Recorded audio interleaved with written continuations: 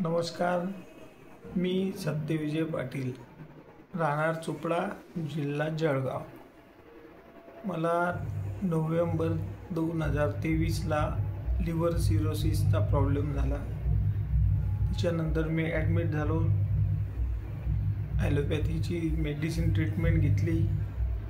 परत मला पोटातनं पाणी जमा व्हायला लागलं, जेवण जात नव्हतं, झोप येत नव्हती आणि 2 ते 3 वेळा मी कोम्यात गेलो। त्याच्यानंतर मी डॉक्टर नरेंद्र चौधरी यांची होमिओपॅथीची ट्रीटमेंट घेतली। मला आठवड्याभरात रिलीफ मिळायला लागला आणि आता मला पोटातलं पाणी काढण्याची गरज पडत नाही, नाहीतर दर महिन्याला मला पाणी काढायला लागत होतं टॅपिंग करून। तर आता मला भूक पण व्यवस्थित लागते, झोप लागते।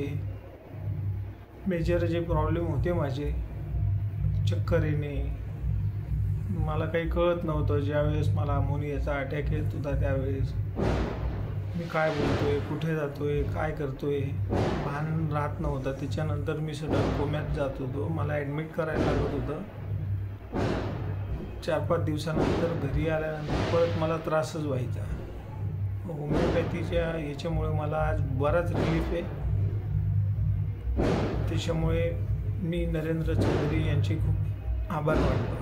धन्यवाद।